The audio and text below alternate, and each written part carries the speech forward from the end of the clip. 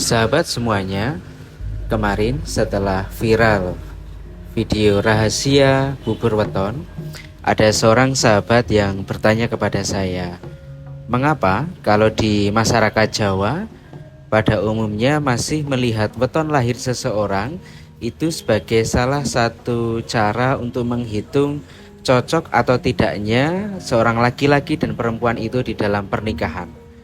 Nah, kali ini saya ingin coba sedikit untuk mengulasnya. Sahabat semua, meskipun hal ini menimbulkan pro dan kontra di era hari ini, tetapi memang harus kita akui di masyarakat Jawa itu masih ada pemilihan kecocokan dan ketidakcocokan dalam hubungan berumah tangga itu melalui penghitungan weton ini. Nah, kita tahu mengapa hal itu muncul.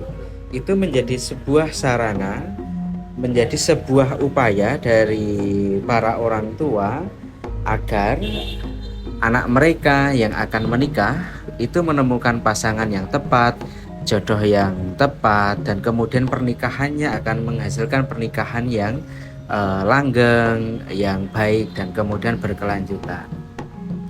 Nah, di dalam konteks ini kegunaan weton di dalam masyarakat Jawa itu untuk menghitung dan mencari hari baik di dalam konteks melangsungkan pernikahan.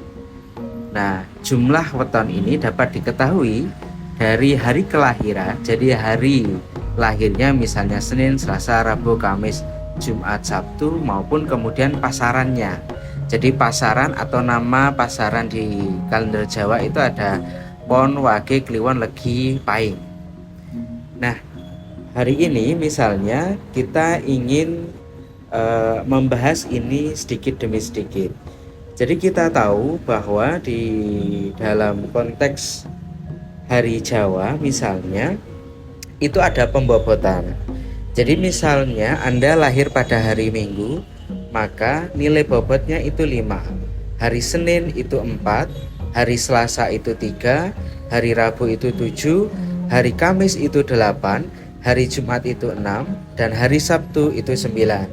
Nah, sedangkan nilai pembobotan pada hari pasaran itu jika lahirnya pada hari Pon, maka nilai pembobotannya 7, jika hari Wage maka angka 4, kemudian jika Kliwon maka pembobotannya 8, jika Legi itu 5, dan jika itu Pahing maka pembobotannya adalah 9. Nah, rumusnya di dalam konteks menghitung jumlah netu masing-masing calon mempelai, maka bobot hari lahir itu ditambahkan dengan bobot hari pasaran, itu kemudian dibagi 5. Nah, sisa pembagian ini dari pembagian hasil dibagi 5 ini yang kemudian merujuk pada apakah ini cocok atau tidak di dalam perjodohan itu. Nah, ketentuan maknanya misalnya dari sisa pembagian 5 tadi, misalnya sisa 1, maka itu namanya Sri, itu bermakna baik, yaitu selamat rumah tangganya. Jika sisa 2, maka artinya Dana, itu bermakna baik untuk kekayaan, jadi dia akan sejahtera. Sisa 3 itu Loro, itu bermakna kurang baik, yang artinya bisa jadi hubungannya akan banyak menderita. Sisa 4 itu Pati, itu bermakna juga kurang baik, yakni akan melarat atau tidak akan baik hidupnya. Dan yang kemudian sisa 5 Lungguh, itu bermakna baik, yakni akan memiliki kedudukan terhormat. Nah, sahabat semuanya bisa lihat di dalam poster yang sudah disusun oleh CNN Indonesia ini. Jadi saya ambil poster yang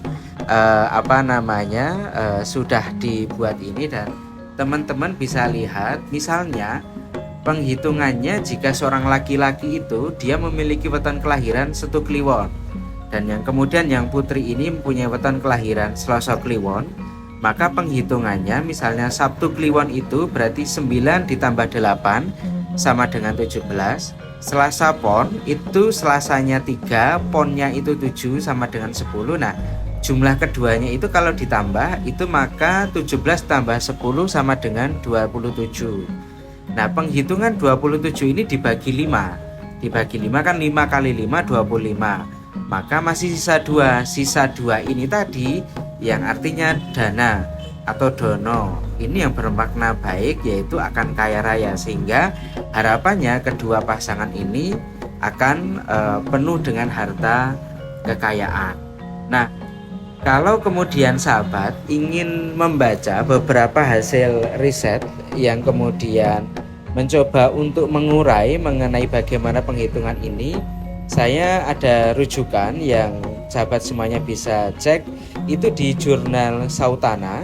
Itu adalah salah satu jurnal yang diterbitkan oleh Universitas Islam Negeri Alauddin Makassar di Sulawesi Selatan. Itu ada salah satu judul jurnal tulisan yang menarik dalam jurnal itu mengenai tradisi penghitungan weton dalam pernikahan masyarakat Jawa di Kabupaten Tegal. Jadi studinya di Kabupaten Tegal ini mengenai studi perbandingan hukum adat dan hukum Islam. Itu studinya ada di Desa Cenggini. Jadi Desa Cenggini ini di Kecamatan Bolopulang di Kabupaten Tegal. Nah, saya kira kalau kemudian kita ingin melihat bagaimana cara berpikir, bagaimana orang Jawa melihat ini dari sisi kejawaannya, sahabat semuanya bisa membaca jurnal ini. Nah, bagaimana pandangan sahabat semua berkaitan dengan ini? Silakan tuliskan di kolom komentar. Jangan lupa untuk like, untuk follow, dan kemudian juga berkenan membagikan cerita ini, membagikan uraian ini bila sahabat semua menganggap ini penting. Terima kasih dan selamat sore.